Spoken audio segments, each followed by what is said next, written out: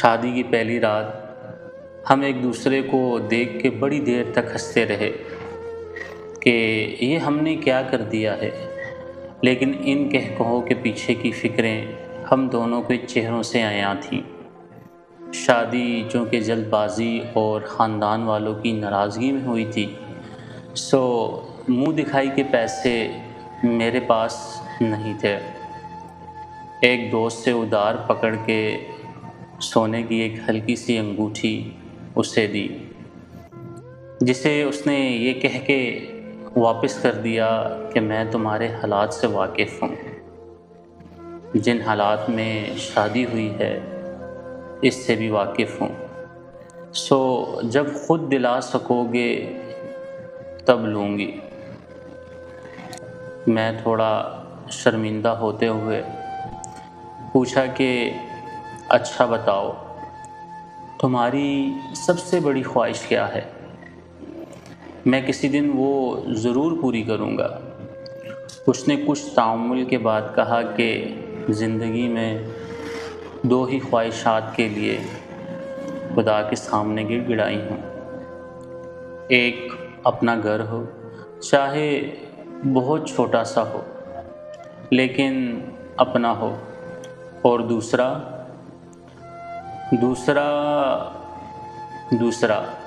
میرے سامنے ہے۔ ہم دونوں نے ایک دوسرے کا منہ دیکھا اور مسکرانے لگے۔ پسند کی شادی پہ عورت پہلے اپنے گھر والوں سے سنتی ہے، بعد میں سسرال سے۔ وہ ساری کشتیاں جلا کے آئی تھی، سو اس نے زبان سی لی۔ اب اگلی ذمہ داری میری تھی۔ ایک دوست کے تحفظ سے لاہور ایک کال سینٹر میں جاب مل گئی، لیکن میں کبھی اپنے شہر سے نکلا نہیں تھا، سو ایک انجان شہر میں جانے کے لیے مجھے تھوڑا سرمایہ درکار تھا۔ ابو سے مجھے 10,000 ملے۔ اگلے ہفتے کی ٹکٹ تھی۔ رات کو میں حسابوں میں مصروف تھا تو وہ میرے پاس آئی۔ اس نے اپنے زور سے بند مٹھی کھولی اور میرے سامنے کر دی۔ میں نے کہا، تم فکر نہ کرو، میرے پاس پیسے ہیں۔ یہ تم اپنے پاس یار مجھ سے جھوٹ نہ بولا کرو، مجھے پتہ ہے نہیں ہے۔ میں خاموش ہو گیا کیونکہ پیسوں کی ضرورت مجھے تھی۔ وہ میرے پاس بیٹھ گئی اور کسی ماسٹر پلانر کی طرح مجھے سمجھانے لگی۔ میں نے ایک پلان سوچا ہے۔ کیا؟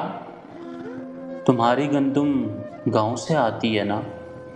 ہاں، تم ایسا کرو، ان پیسوں کی گندم لے لو، گھر کے لیے بھی لینی ہے، گاؤں سے تمہیں سستی مل جائے گی۔ میری ایک دوست ہے، اس سے بات کی ہے، اس کو ضرورت ہے، تم یہاں سے اٹھا کے وہاں دے دینا، کچھ پیسے بچ جائیں گے۔ وہ بڑی ایکسائٹمنٹ سے مجھے ایک بزنس پلان سمجھا رہی تھی۔ میں نے اس کی معصومیت پہ مسکرایا، لیکن پلان برا نہیں تھا، پلان کامیاب رہا۔ یہ پلان ہم نے گھر والوں سے مخفی رہا۔ پیسوں کے لیے جب میں گھر آیا تو رات کو ہم چھوٹے بچوں کی طرح پیسے گن رہے تھے، جیسے بچہ غلہ توڑنے کے بعد گنتے ہیں، حتیٰ کہ ان کو پورا حساب ہوتا ہے۔ ہمیں فی منتھ 350 کے حساب سے 6,300 کا منافع ہوا۔ یہ ہمارا پہلا 6,300 کا کامیاب بزنس تھا۔ 2,000 میں نے اس کے منع کرنے کے باوجود اس کے ہاتھ پہ رکھے، کیونکہ اصولی طور پر یہ اسی کی کمائی تھی۔ اگلے ہفتے میں اسے چھوڑ کے لاہور نکل گیا۔ لاہور میرے لیے انجان تھا۔ کچھ دن دوست کے گھر رہا، بعد میں جب اپنی رہائش ڈھونڈنی پڑی تو دال روٹی کا بھاؤ پتہ چلنے لگا۔ رہائش اور ماہانہ خرچوں کا حساب لگایا تو یہ میری سوچ سے تھوڑا زیادہ تھا۔ پیچھے میری ایک منتظر بیوی تھی اور ایک تنہا۔ مجھے میرا گزارا ہوتا مشکل نظر آ رہا تھا۔ پتہ نہیں یہ اس کی محبت تھی یا احساس سے ذمہ داری۔ میں نے بھی تہیہ کیا کہ کچھ نہ کچھ تو کروں گا ہی۔ اس نے اگر میرے بھروسے سب چھوڑا ہے تو اس کا بھروسہ نہیں ٹوٹنے دے سکتا۔ میں نے اپنے کال سینٹر کے قریب کام ڈھونڈنا شروع کیا۔ اتفاق سے وہاں ایک ریسٹورینٹ میں مجھے نوکری مل گئی۔